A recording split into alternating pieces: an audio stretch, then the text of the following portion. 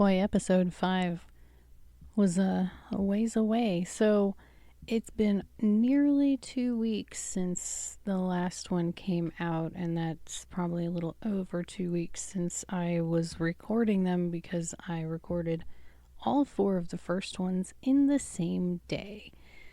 Fun times. So here we are again. This is my dumpster wreck show. My life is a dumpster fire. A lot happened in those 2 weeks, which is why I didn't do any of these. It just got really overwhelming. This one's going to be a little bit longer than previous ones because instead of just kind of riffing about whatever the subject was going to be, I'm actually going to read an article that I created, kind of explaining just one of the many things that have happened in the last 2 weeks that on its own really kind of explains a little bit about why I haven't done much for 2 weeks. So I'll put a link in whatever description wherever it's at for the article. It's published on Medium in the Real publication. The publication's name is Real. That is the name of it. And links will be in the description. The title is I Killed My Cat because I believe it was the right thing to do. So let's go. The actual article itself will have all the nifty pictures of my boy if you wanted to see those, and we'll see how emotional this gets. It's probably going to be a bit of a ride. Trigger warning, this is about losing a loved one. Most people have a moral code, a sense of what they believe, for whatever reason, is right or wrong. Much of that is borrowed from their religion or spirituality, codes of honor vetted in hundreds or thousands of years of ritual, faith, and stories. Stories perhaps much like this one. Right or wrong, you be the judge. First off, owning a pet is hard. People tend to think about the daily work involved when assessing the difficulty of pet ownership, which is fair. It's important to consider the amount of effort in feeding, walks, playtime, litter scooping, or whatever else your pet will need on a daily basis. So many pets get discarded simply because they were too much work. That's fucking stupid in my opinion. I've learned that during the pandemic, people adopted pets at ridiculous rates only to mass abandon them a short while later. I was blissfully ignorant of that and now wonder about the strays I remember seeing from afar during those early pandemic days. But I digress. What we rarely discuss is how hard it is to be a guardian over a creature that will inevitably invite into our hearts long enough to grieve painfully when they die. That side of ownership, or should I say stewardship, is infinitely harder. Nearly 20 years ago, I was gaining weight fast, my doctor's advice being to eat 4 meals a day. Underweight, she said. For the baby's sake, I needed more calories. Nesting was its own full-time job. We needed to upgrade from a studio apartment to a house and get it ready with all the furniture and toddler safety gadgets available. A few months in, I was itchy for a test run of responsibility at about the same time a coworker's cat had available kittens. My childhood cat had stayed with my mom, and a home just didn't feel complete without a little fur ball running around. 3 days after I brought this all-black fluff monster home, he changed from the sweetest puff of love and cuddles into a terror of biting teeth and hisses. He sank his fangs into people left and right, hissing for what seemed like no reason, and generally was a turd. What had I gotten myself into, I thought. But when the baby came, he enlisted himself as their ward, their protector, their interspecies sibling. He was family, for better or worse. We've been through a lot together. He came with me when I left my child's father. He watched as I was manipulated away from my abuser by my abuser. He approved of mortal after our 3-person family got a 2-bedroom apartment to start all over again. He begrudgingly shared space with 2 other cats as we collected more fur babies and took advantage of the 2008 crash to get a house for our growing family. If you're wondering, I never found his name. That's why I'm not mentioning it here. We called him Kitty as a placeholder until his name was revealed, and it never really was. Perhaps Ninja during some times, as he used to creep into my lap so slowly and stealthily I didn't realize he was even there until he was fast asleep. Devil or Satan at others. In his later years, the name Kitty became him, as it feels unarguably clear to me that he is a fledgling human and was training with us in this life to prepare for his evolution upward. To us, he was an eternal autistic child. He couldn't grow further in this form, but he had full right to enjoy whatever pleasures he could before it was time. Out of 4 cats, this is the only one I've legitimately killed. As grief overtook my family from my grandmother's passing in 2008, my mom grew increasingly anxious about my childhood cat Mittens. Kidney failure had stricken him, and he had quickly declined into the dog days of old age. I was there when he breathed his last, but it was my mother's decision. I was merely along for the ride. Dottie was hit by a car. I was there when she breathed her last too, but in a different way. I shoveled her off the salt-covered street and onto a flattened box to bring inside, and cowardly left her in the basement while I bawled my eyes out a floor above. Traumatized, I called my mom to help me prepare the body for my child and mortal to see in a better state, as they were out with friends at the time. Mew, sigh. Mew was tragic. In hindsight, it's clear he'd been going through the late stages of heart failure in the days before his annual checkup. He suffered greatly, as we had no idea what was going on. The vet didn't know either. We found out 2 hours after he died. The X-ray specialist confirmed he had a rare genetic heart defect causing the walls of his heart to grow inward until there was no space left for blood. He died of a blood clot reaching his heart, but would have likely died within days even without that. Each one of those are deeply impactful stories to unpack. This one, however, is about Kitty. Kitty also had kidney failure. When Mew died, Kitty was given the diagnosis. He stopped eating and lost so much weight over a matter of days we had to put him on appetite stimulants. Mew had been our family's emotional support through the pandemic. We weren't ready to lose Kitty too. It was a high red alert for 2 years, waiting for the signs of decline. Meanwhile, Kitty didn't respond well to the medications. He'd get jittery and anxious, unable to sleep for an entire day until he crashed for another day. He gained weight, looked moderately healthy, but was obviously miserable. After a 1.5 years of forcing the meds on him and watching him get more and more restless, more and more abusive to others, we had the hard discussion about taking him off the meds. Our whole family knew there was a high likelihood that it meant he was going to die. But he didn't. He persisted. He learned to eat again, though not as much, and stayed that way for a few months longer. And then the power outage hit. Earlier this month, 100,000 people went without power from a severe thunderstorm ripping through our city. We were without power for 4 days, and without air conditioning for a good chunk of that. I don't know if the heat accelerated things or if it was just coincidence that his condition changed.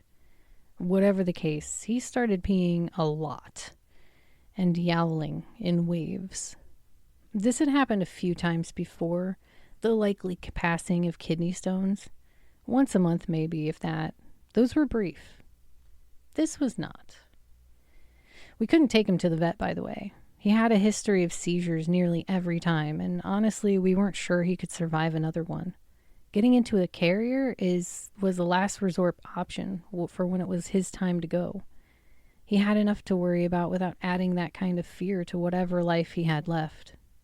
You may say there are ways around that. Home visits, for starters. And you're right, there are treatments available that could have extended his life and made him and us more comfortable along the way.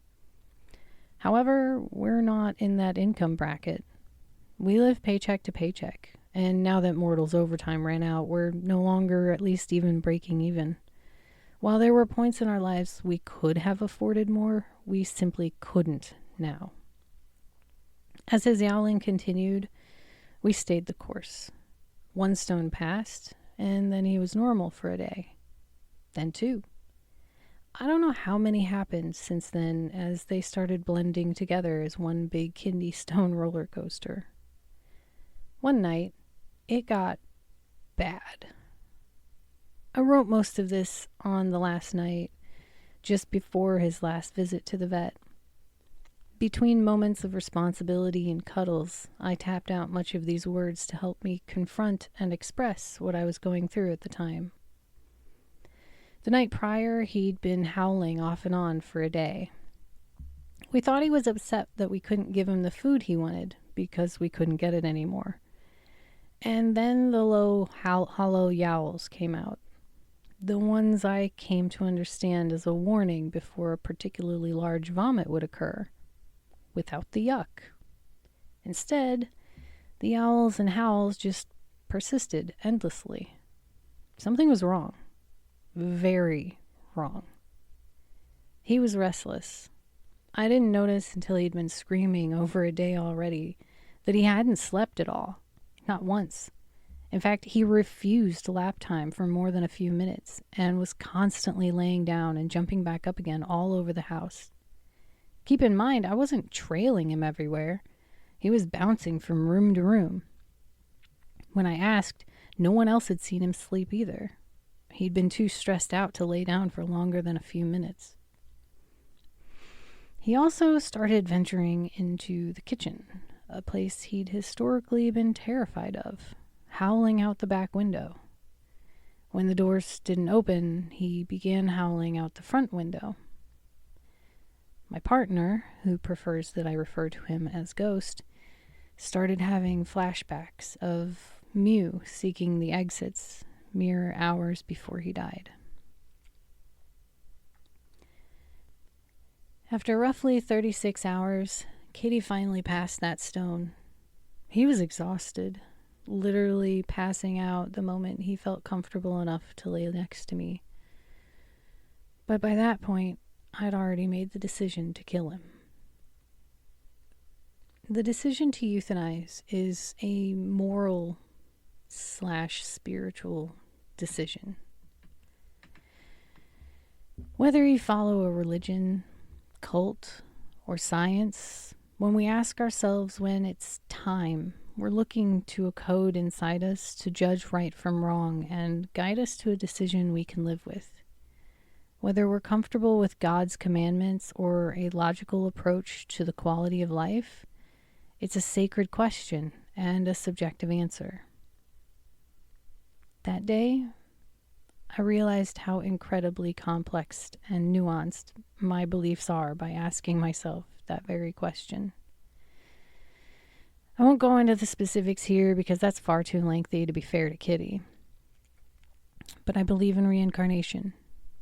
I also believe the meaning of life is infinite experiences playing themselves out. The infinite being that is everything in our universe, and possibly beyond, doesn't care about rights and wrongs the way, say, the Christian God does. My highest good is always increasing the number of experiences, even if they're painful. Not as a malicious decree, but because the universe is a truly neutral, balanced perspective in which every side we can imagine is equal, except for limiting experiences. Anything that limits the universe's ultimate experience through each and every one of us is a true sin, despite the lack of apparent sway for good or bad ones. My belief, not that anyone needs to feel the same. My mind kept going through the infinite perspectives. Do I really have the right to end his life, even if to take away that pain? What karma will be attached to this decision on my soul, on his? Was it the right way? By my own unique belief structure, I denied the rest of his experiences because they will be too painful for him. Will the universe forgive me for that? Knowing that the universe treats all experiences equal, good and bad, was I going against my version of God in making this decision? I don't know if it was right or wrong. I still don't, over a week later. But I believe I did the right thing. And I'll carry that with me the rest of my life. It's over a week later now, and I've come back to finish the story to send it off. Past this point, I was unable to continue writing, and couldn't write much of anything for days after. It was just too painful. Some experiences need to be fully felt rather than expressed. Be warned, it gets even harder from here. We all said our goodbyes. Our family took the rest of the day to say goodbye. We gave him a heaping plate of bacon, ripped up into bits, which he chomped down on more excitedly than I'd seen in months. Kept looking up at me as if to ask, is this really okay for me to eat? We each sat with him individually and gave him chin scritches. Not a typo, that's what we call it. And hugs. He loved hugs. Being an autistic cat, he purred loudly and immediately from the pressure. Not too much pressure, of course, but light hugs weren't enough to get that motor going. I'll really miss squeezing him into a hearty purr, especially loud when it was my arms around him. After a time, we gave him a hefty dose of the leftover gabapentin prescribed to Mew years ago. That part was rough. You'd think being a sedative, it would lull him into compliance, but he wasn't that kind of cat. He felt it come on, and his anxiety ramped up. Adrenaline fought against the drugs as he wandered the house, confused about what was happening. It was hard to watch. Hard to stay the course. He didn't understand. He didn't know. He thought he had beaten the shadow of death. But we knew it wasn't a battle he could win. There were two choices. End his story there with as much love as we could muster to follow him to whatever happens next. Or watch as the pain got worse and worse. That last stone probably ripped him internally, and he had already begun wailing again as if another were on the way. No. I believe we did the right thing. His pain ended, while ours amplified. Once he became sedated enough, I wrapped him in a cat burrito and held him. Through the walk to the car, and on the 25-minute ride to the vet, I held him tight. He let out a few drugged-up mules trying to protest. I squeezed him tight, hoping to whatever deity was listening that our mercy and love would grant him some privilege in the next life we simply couldn't provide in this one. He deserved better. My love for him, and perhaps grief and guilt about the entire situation, drove me to stroke his cheek almost the entire way, whispering to him how much we all loved him, how silky his fur had always been, and all the ways we were going to miss him. I tried my best to make it known that he was loved, so loved. But I'll never know if he understood. Kitty didn't understand so much that the phrase "Kitty doesn't get it" was a standard statement in our home. We got into the vet and things went clinically. In hindsight, I think the front desk was used to people just coming in to euthanize their animals callously and without remorse. I had to ask to be allowed to take him to the room they'd prepared, We called in advance, and they were near closing with no one else there but us. The acoustics in reception were jarring for Kitty, and if we had to wait a while, it was better if we could do it in a quieter room. Everything got worked out without me. My job was holding the boy, my fragile fur burrito that was confused, scared, exhausted, and in so much pain. He'd had a nap earlier, but it wasn't much. I held him, lightly squeezing him and crying off and on. More pets, mostly on his cheek as the rest of him was wrapped up for safety. The reality started to sink in with my child, who accompanied me in the room while Mortal and Ghost took care of the business side. We were about to end his life.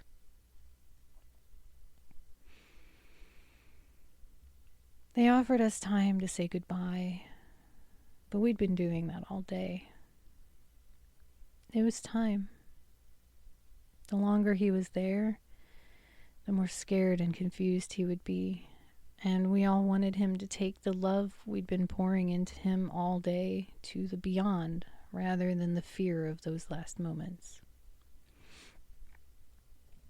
At one point, someone took him from me to insert the IV. I felt so empty and anxious. I wanted to be by him the whole way, to hold him and wrap him up in my presence and love to the very end. But they had to do what they had to do, I suppose. His separation anxiety gave him another wind of strength when he returned, and he tried to stand up on the cold metal counter to pace around again. I had to hold him down. I had to look into his eyes and tell him it was okay. Scratch his cheek for comfort as I pushed as gently as I could to get him to lay down. He obeyed. In his last hours, he was such a good boy. Not that he was truly bad at any point, but he was never an easy cat.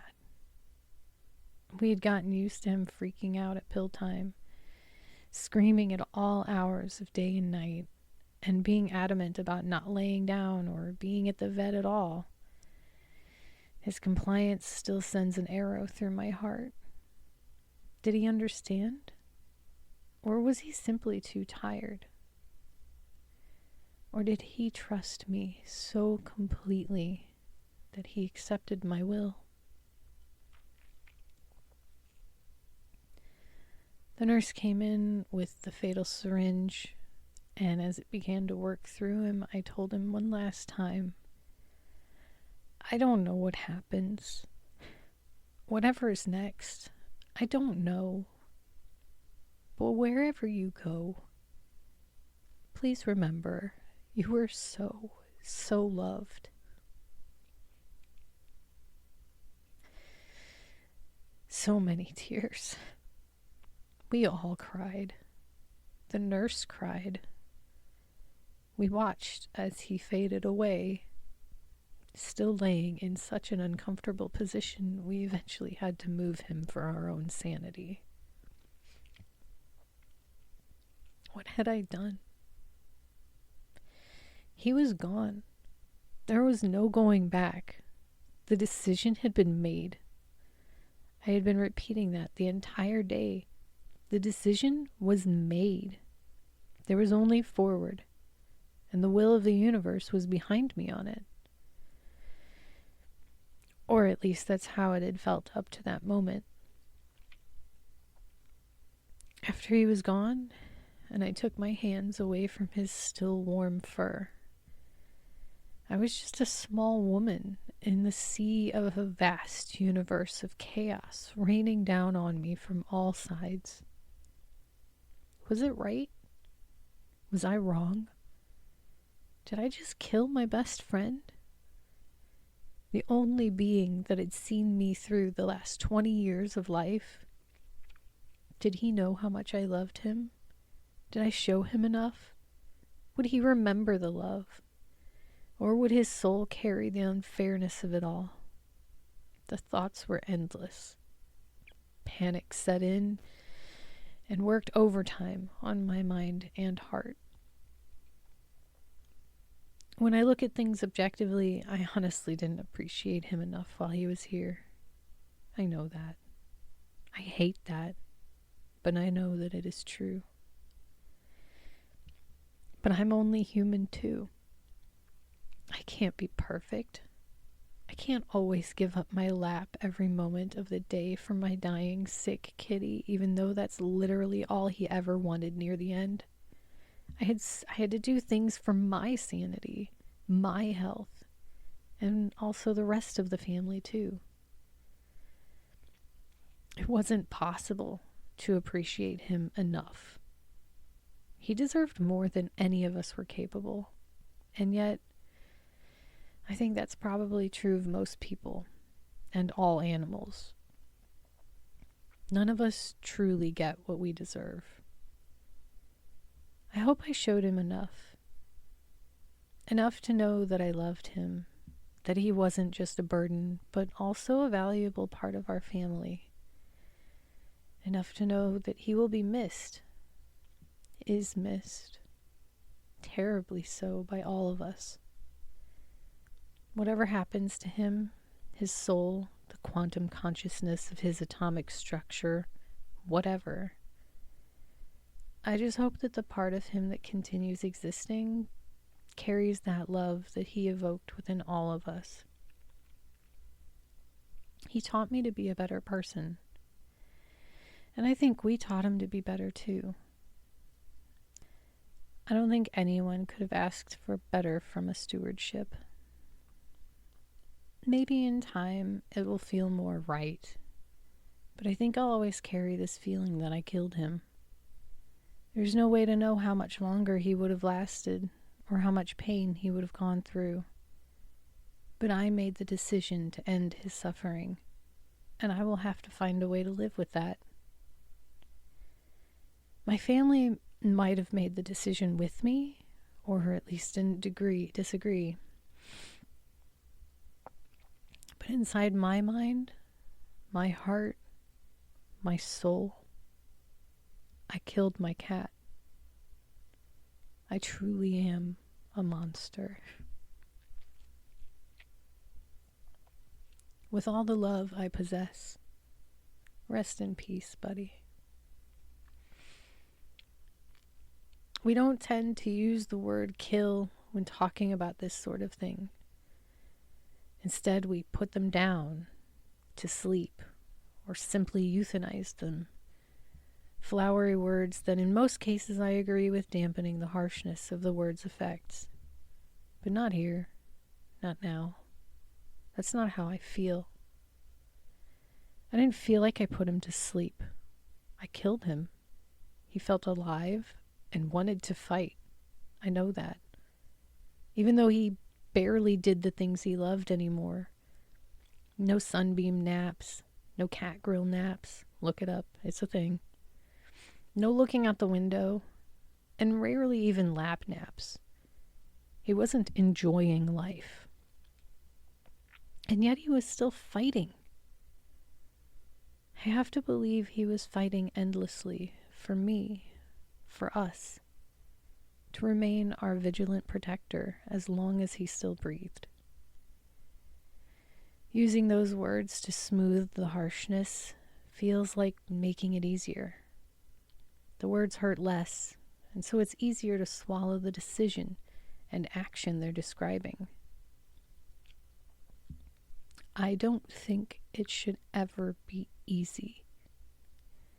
Many times I wanted the pain in my heart to stop, to let me feel okay again.